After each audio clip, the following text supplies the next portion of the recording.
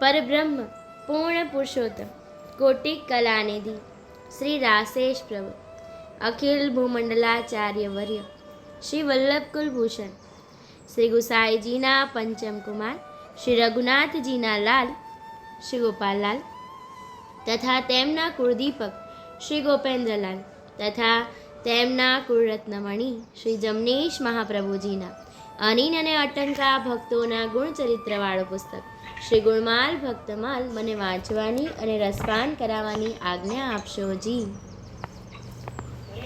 ગોપાલ લાલ કી જય, પ્રભુ શ્રી ગોપેન્દ્ર લાલ કી જય, શ્રી જમનેશ મહાપ્રભુ કી જય, શ્રી લાલજી મહારાજ કી જય, શ્રી યમુના મહારાની કી જય, પંચ ભગવદીય કી જય. વૈષ્ણવ છે 88માં માવદાસ. પહેલાં સાંખી આપી છે તો એ સાંખીથી શરૂઆત કરીએ. એ હા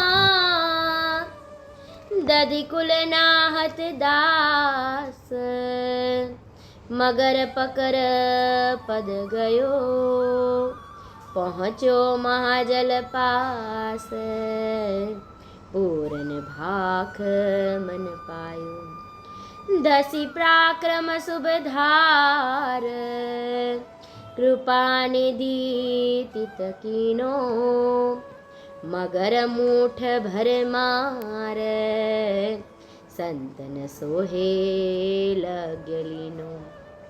એ હા આયો અપનો ભોન જન, પુર બીચ કહ્યો પ્રસાદ, લીલાધર સુત મહાવ મન, લહી નિશ્ચય અનહદ, લહી નિશ્ચય અનહદ. ભાવાર્થ કહેતા કહે છે કે માવદાસ જ્ઞાતે ભણશાળી વૈષ્ણવ, એટલે ભણશાળી વૈષ્ણવ છે અને પોરબંદરના રહીશ. આ માવદાસ જે છે એ લીલાધરભાઈ જે વૈષ્ણવ છે, લીલાધરભાઈ ભણશાળી એમના દીકરા છે અને પોરબંદરમાં તેઓ રહેતા અને તેમને શ્રી જમનેશ મહાપ્રભુજીનું સેવન હતું. હવે આ પ્રસંગ જે છે એ વિસ્તૃતમાં આપણને પુષ્ટિ સંહિતામાં આપેલો છે ભાગ 1માં, તો હું એમાંથી લેવાનો પ્રસંગ બહુ જ સુંદર છે, આપણે ઘણીવાર લેવાઈ ગયો છે. આજે ફરીથી એનું રસ દર્શન કરીએ. પુષ્ટિ સંહિતા ભાગ 1 અને પેજ નંબર છે 44. હું એમાંથી લેવાની બહુ સુંદર રીતે વર્ણન કરેલું છે. કહે છે કે માવદાસને, લીલાધરભાઈના દીકરાને જ્યારે જમનેશ મહાપ્રભુજી ત્યાં પધાર્યા તો લીલાધરભાઈએ તેમને મહારાજશ્રીનું શરણ અપાવ્યું અને સેવક કર્યા. એટલે જમનેશ મહાપ્રભુજીને પાસે એમને નામ નિવેદન અપાવવામાં આવ્યું. હવે સત્સંગમાં એ ભાઈ કાચા, આ બહુ અગત્યનું છે. જ્યારે આપણે આપણા બાળકોને શું કરીએ છીએ, નામ નિવેદન આપીએ છીએ, તો ત્યારે એ બાળકોને શું થાય છે, પ્રભુ નામ નિવેદન આપે એટલે ગળામાં માળા પહેરે છે, પણ જ્યાં સુધી એના હૃદયની અંદર જો આપણે એને સિંચન નહીં કરીએ ને કે આ માળાનું પ્રતાપ બળ શું છે, કે આપણે તિલક કરીએ એનું પ્રતાપ બળ શું છે, કે આપણા પ્રભુનું સ્વરૂપ શું છે, જો એ બાળક એ નહીં જાણતો હોય ને તો એ આ ધર્મમાં આગળ નહીં વધી શકે, પણ બીજા કોઈ ધર્મમાં એ શું થશે, આડા માર્ગે જતો રહેશે. તો અહીંયા પણ એવું જ છે. આ જે ભાઈ જે છે માવદાસ એ સત્સંગમાં કાચા, પ્રભુશ્રીનું નામ નિવેદન લીધું પણ પ્રભુશ્રીમાં હજી એટલી દ્રઢતા નથી, સત્સંગમાં કાચા છે. હવે એવી રીતે સમયમાં શ્રાવણી પૂર્ણિમા આવી, એટલે શ્રાવણ માસની પૂર્ણિમા પૂનમ આવી અને એ દિવસના દિવસે તો બધા શું કરે, લૌકિક લોકો જે મરજાદી લોકો છે એ દરિયામાં નહાવા માટે જાય. હવે આ ભાઈને પણ થયું કે મારે પણ દરિયામાં નહાવા જવું છે, મનમાં એવી ઈચ્છા થઈ અને એટલા માટે લીલાધર ભાઈને કહે છે કે તમે ઠાકર સેવામાં પહોંચો, હું હમણાં સાગરે સ્નાન સર્વ સાથે મળીને કરી આવું. એટલે શું કહે છે કે તમે ઠાકોરજીમાં સેવો, જે આપણા પૂર્ણ પુરુષોત્તમ પ્રભુ છે એને સ્વરૂપને નથી ઓળખતા અને એટલા માટે કહે છે કે તમે સેવામાં પહોંચો. એના પિતાજીને કહે કે તમે ઠાકોરજીની સેવામાં પહોંચો, હું આ બધાની સાથે જઉં છું અને સાગરમાં હમણાં ફટાફટ સ્નાન કરીને આવું છું. આજે શ્રાવણી પૂર્ણિમા છે, આજે શ્રાવણ માસની પૂર્ણિમા છે, બધા નાવા જાય છે તો હું પણ સાગરમાં સ્નાનનું ફળ લઈને આવું. એટલે મને ખ્યાલ નથી કે શું પુણ્ય હોય છે એનું, પણ મર્યાદા માર્ગમાં બધા શ્રાવણ માસની અંદર એ પૂર્ણિમાના દિવસે સાગરમાં સ્નાન કરવા જાય એટલે એનું પુણ્ય મળતું હશે કંઈ. તો આ ભાઈ એમ કહે છે માવદાસ કે શું કહે કે હું પણ એ બધાની જોડે જાઉં અને શું કમાઈ આવું, એ શ્રાવણ માસની પૂર્ણિમાનું પુણ્ય કમાઈ આવું. હવે ઘરમાં સાક્ષાત પૂર્ણ પુરુષોત્તમ બેઠા છે, એની સેવાને છોડી અને સાગરમાં સ્નાન કરવા જવાની ઈચ્છા થઈ. લીલાધર ભાઈ તો પ્રભુની અડગ દ્રઢતાવાળા વૈષ્ણવ છે અને એટલે આ જે પોતાના પુત્ર જે છે એની વાત સાંભળીને એકદમ અચરજ પામે છે અને કહે છે, માવ તારા મનમાં આજે આ ભાવ કેમ આવ્યો? એટલે જ્યારે માતા પિતાને બાળકો કંઈ અલગ વાત કરે એટલે માતા પિતાને તરત એમ થાય કે મેં મારા બાળકને એવું તો શું શીખવાડ્યું કે જેથી કરીને એને આવો ભાવ આવ્યો. એટલે આ લીલાધર ભાઈના મનમાં પણ એવું અચરજ થયું ને એમ કહે કે તને આજે ક્યાંથી આવો ભાવ આવ્યો? આપણા ઠાકર તો પૂર્ણ બ્રહ્મ છે અને કહે છે એ બાળકને, એ માવદાસને સમજાવવાનો પ્રયત્ન કરે છે એના પુત્રને કે ભાઈ આપણા પ્રભુ જે છે એ તો પૂર્ણ બ્રહ્મ છે, પૂર્ણ પુરુષોત્તમ છે. તેની સેવા છોડીને તેનો આશરો મૂકીને તું સાગર સ્નાનનું ફળ કેમ લેવા લલચાણ? એટલે શું કહે છે કે આપણા પ્રભુ તો પૂર્ણ બ્રહ્મ છે, હવે એનો આશરો ને એની દ્રઢતા છોડી અને તારે સાગરના સ્નાનનું પુણ્ય લેવા જવું છે એવું ક્યાંથી તારે ભાવ થયો? તે તું ઠીક નથી કરતી. એટલે પિતાને સમજાઈ ગયું કે આ તો પ્રભુમાં અનાશરો થયો ને એટલે કહે છે કે તું આ જે કરી રહ્યો છે ઠીક નથી. માતા પિતા હંમેશાના બાળકને એના પુત્રને વારે, તો અહીંયા જે લીલાધર ભાઈ છે એના પુત્રને વારે છે કે તું આવું ન કરીશ. આપણું એ કરમ ધર્મ નથી, એટલે કે આપણો માર્ગ તો અલૌકિક છે, આપણામાં સાધના માર્ગ નથી થતી, કોઈ સાધના નથી થતી, એટલે કે આપણું આ કર્મ જ નથી. બીજાની દેખાદેખી કરતા આપણું પણ જાય અને વિપત પડે. એટલે એમ કહે છે કે જો બીજાની દેખાદેખી કરવા જઈએ ને તો આપણે પણ શું થઈએ, વિપતમાં પડી જઈએ. આપણે બીજાની દેખાદેખી ના કરવી જોઈએ. માટે હું તને રોકું છું કે આપણા કામનું કરમ નથી. શું કહે છે? એટલે એટલા માટે હું તને કહું છું કે આપણા કામનું કરમ નથી, તો એટલા માટે તું ના જઈશ. આ વાક્ય બહુ અગત્યનું છે. શું કહે છે?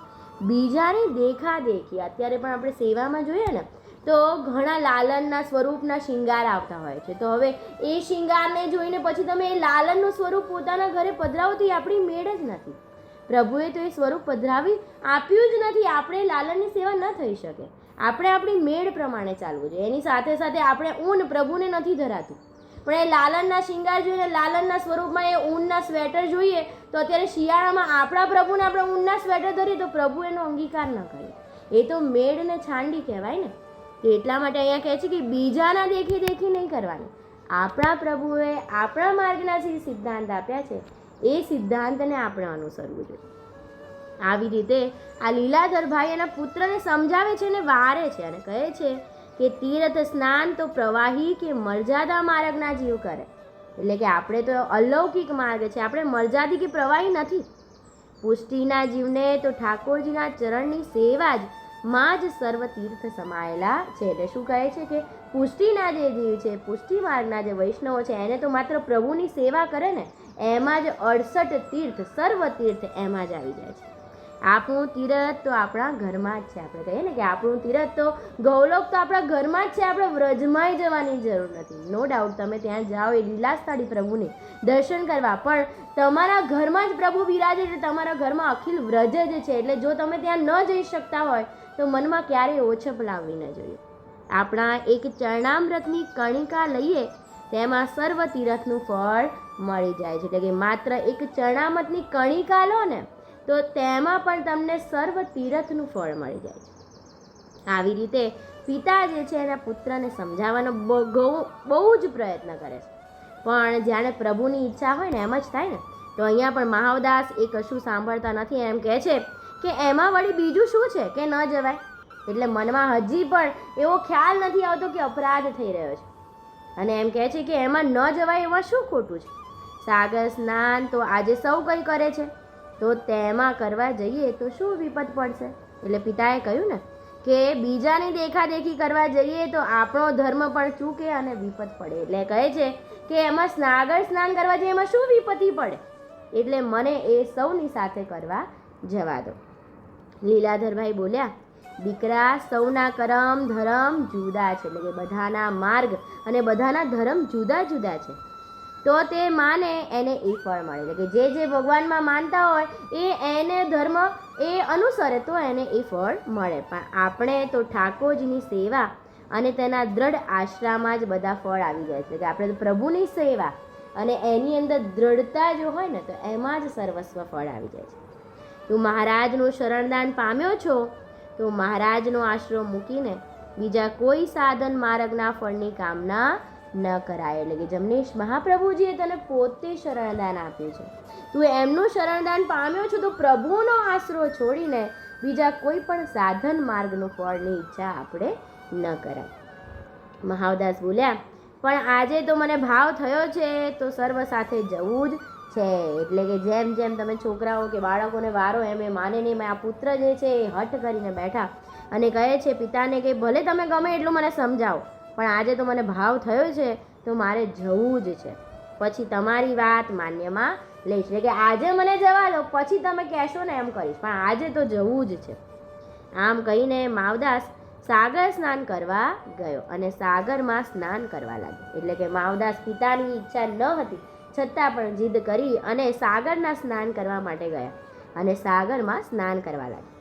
ત્યારે એ સમય ત્યાં મહાઝુંડ, ઝુંડ એટલે મગરે તેમનો પગ પકડ્યો અને ઘણું જોર કરીને ઊંડા જલમાં તાણી ગયો. એટલે શું થયું? પ્રભુએ પ્રમાણ આપ્યું કે જેવા સાગરમાં નાવા જાય છે તો ત્યાં આગળ એક મગર આવે છે ને મગર એમનો પકડે છે અને ઊંડા જલમાં છેક તળિયા સુધી એને લઈ જાય છે. માવદાસ પોતાના મનમાં કાળનું બળ જોતા ઘણા વ્યાકુળ થયા. એટલે કે જ્યારે મગર પગ ખેંચ્યો અને નીચે પાણીમાં લઈ ગયો તો ખબર પડી ગઈ કે હવે તો મારે મૃત્યુ આવ્યું છે, કાળ આવ્યો છે. અને વ્યાકુળ થવા લાગ્યા પિતાની વાતો યાદ આવવા લાગી અને મનમાં થયું કે મારા ઠાકોરજીનો આજે આશરો છોડીને આવ્યો તેના આ અપરાધનું કારણ છે. એટલે કે પિતાએ બહુ સમજાવ્યો કે આ એક અપરાધ છે, પ્રભુની દ્રઢતાને છોડાય નહીં અને તો પણ હું માન્યો નહીં તો જે અપરાધ પડ્યો ને એનું જ આ ફળ મને મળ્યું છે. આવું મનમાં વિચારવા લાગ્યા અને વિચારીને મહારાજ શ્રી જમનેશનું સ્મરણ કરવા લાગ્યા. એટલે કે શ્રી જમનેશ મહાપ્રભુજીનું મનમાં સ્મરણ કરવા લાગ્યા. અને તરત આપણા પ્રભુ તો કેવા છે, કૃપાળુ છે ને. આ મહાવદાસ દ્વારા અને લીલાધરભાઈ દ્વારા આ પ્રસંગ દ્વારા આપણને ચેતવે છે અને એટલા માટે મહારાજે તો તરત જ એમનું સાંભળ્યું અને જાણે એમના ઉપર કૃપા કરી મહાવદાસ ઉપર અને જલમાં જઈને ઝુંડના મુખ ઉપર પોતાની મૂઠનો પ્રહાર કીધો. એટલે જમનેશ મહાપ્રભાજીએ પોતાની મુઠ્ઠીનો એક મગર ઉપર પ્રહાર કર્યો અને એ જે મગર હતો એના મુખમાંથી આ મહાવદાસનો પગ છૂટી ગયો અને આવી રીતે મહારાજે એ મહાવદાસને ઉગાર્યા. મહારાજે પોતાના જનની સહાય કરીને તેને છોડાવ્યા. એટલે મહાવદાસ એને છોડીને ગયા. એમ કહેવાય ને કે આપણા પ્રભુ તો એટલા કૃપાળુ છે કે આપણે એને છોડીએ પણ એ આપણને નથી છોડતા. તો અહીંયા મહાવદાસ એમને છોડીને ગયા પણ જેવા એણે પ્રભુને યાદ કર્યા ને પ્રભુએ એમને ન છોડ્યા. એક પળની પણ રાહ જોયા વગર એ મહાવદાસને મગરના મુખમાંથી, મૃત્યુના મુખમાંથી ઉગાર્યા. અને આવી રીતે મહાવદાસને મહારાજ જમનેશ મહાપ્રભુજીનું પ્રતાપ બળના કારણે દ્રઢતા થઈ. મહારાજનું સ્મરણ કરતાં કરતાં હવે તો પોતાને ઘરે આવ્યા. દ્રઢતા વધી ગઈ છે, ખ્યાલ આવી ગયો શું અપરાધ થયો અને આવીને લીલાધરભાઈના ચરણમાં પડી ગયા. એટલે કે પિતાએ સમજાવ્યા હતા છતાં ગયા હતા એટલે એમના ચરણમાં પડી ગયા. પણ લીલાધરભાઈએ તેની સામું પણ જોયું નહીં. કેમ? કારણ કે અપરાધ કર્યો હતો ને પ્રભુની દ્રઢતાવાળા બાળકને એમ મનમાં એમને થયું કે મેં મારા બાળકને જ બરાબર ન શીખવાડી શક્યો, એવું મનમાં ભાવ થયો. એટલે એ પુત્ર જે છે એમના ચરણમાં પડે છે છતાં લીલાધરભાઈ એમની સામું જોતા નથી. પણ મહાવદાસ પોતાના અપરાધની ક્ષમા માંગી કરગરીને પિતાજીને કહે છે કે પિતાજી મને કાળના મુખમાંથી મહારાજે છોડાવ્યો છે. એટલે કે કરગરીને પિતાજીને કહે છે, સામું નથી જોતા છતાં કહે છે કે પ્રભુએ મને કાળના મુખમાંથી છોડાવ્યો છે, મને મારા અપરાધનો દંડ મળી ગયો છે. એટલે શું કહે છે? સર્વસ્વ જે બીના બની છે એ વર્ણન કરીને કહે છે કે મને તો મારા અપરાધનો દંડ મળી ગયો છે, મને સત્ય સમજાઈ ગયું છે. અને જ્યારે આવું કહે છે કે પ્રભુએ પ્રમાણ આપ્યું ત્યારે એ લીલાધરભાઈ એ પોતાના પુત્રની સામે જોવે છે અને મહારાજના પરાક્રમ બળની જે વાત છે સર્વસ્વ પ્રસંગ જાણે છે. આ સાંભળીને લીલાધરભાઈના હૃદયમાં પણ એમ ગદગદ થઈ ગયું અને અચરજ થઈને બોલ્યા. મહાવદાસને પહેલાં તો ઊભો કર્યો અને એને ભેટી પડ્યા. કેમ? કારણ કે પ્રભુએ કૃપા કરી. જ્યારે પ્રભુ કૃપા કરે ને ત્યારે તેનું પ્રતાપ બળ આપણને જણાય. એમનેમ પ્રભુ કોઈના ઉપર કૃપા ન કરે. એટલે પોતાના પુત્ર ઉપર પ્રભુએ કૃપા કરી એ જાણીને એને ભેટી પડ્યા અને મહાવદાસને કહ્યું કે મહારાજે તને પોતાનું કૃપાબળ દેખાડ્યું છે, તારું મન દ્રઢ કીધું છે, એટલે કે તારું મન પ્રભુએ આવી રીતે દ્રઢ કર્યું છે. હવે જા ફરીને સ્નાન કરી લે. હવે અહીંયા સ્નાનની કેમ કહ્યું? કેમ? કારણ કે પહેલાં જે ભાવ હતા એ સાગર સ્નાનના એના કારણે આ જે શરીર છે એ શું થયું છે? છોવાયું છે ને એટલા માટે એમ કહે છે કે જા હવે સ્નાન કરીને આવ. ઠાકોરજીને આજે બહુ શ્રમ થયો છે. કેમ? પ્રભુએ શ્રમ લઈને એને ત્યાં બચાવ્યો છે. એટલે કહે છે કે પ્રભુને તો આજે બહુ શ્રમ થયો છે.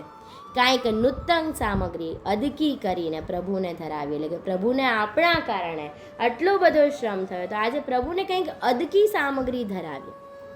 વૈષ્ણવોને બોલાવીને લેવરાવીએ અને મહારાજના પ્રતાપબળનો પ્રસંગ કહીને સંભળાવીએ. કેવા ઉત્તમ વિચાર! શું કહે છે કે પ્રભુને પરિશ્રમ પડ્યો એટલે એમને સામગ્રી તો ધરીએ જ, પણ એની સાથે સાથે એના લાડીલા વૈષ્ણવોને પણ બોલાવીએ અને એમને આ પ્રસાદ લેવડાવીએ અને પ્રભુના પ્રતાપ બળની આપણે પ્રસંગ એ સર્વે વૈષ્ણવોને જણાવીએ.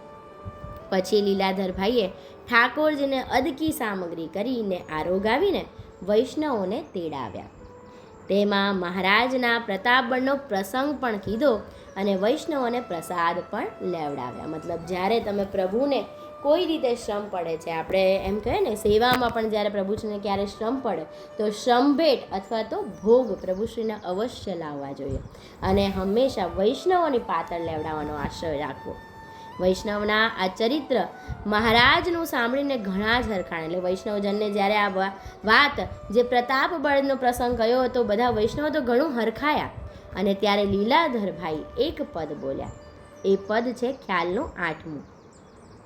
તીરથ કોન કરે માઈ મેરે, તીરથ કોન કરે, સુત શ્રી ગોપાલ પરમયાનંદી, નિરખત નૈન ઠરે માઈ મેરે, તીરથ કોન કરે.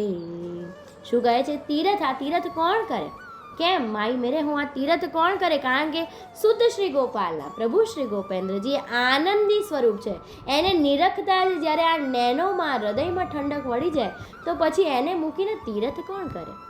હા 68 તીરથ તેહી ચરણે, તિલસો પદ કમલ નેરે, આનંદ મોદ મનોહર સુરત, સોહી ચિત ધરે માઈ મેરે, તીરથ કોન કરે.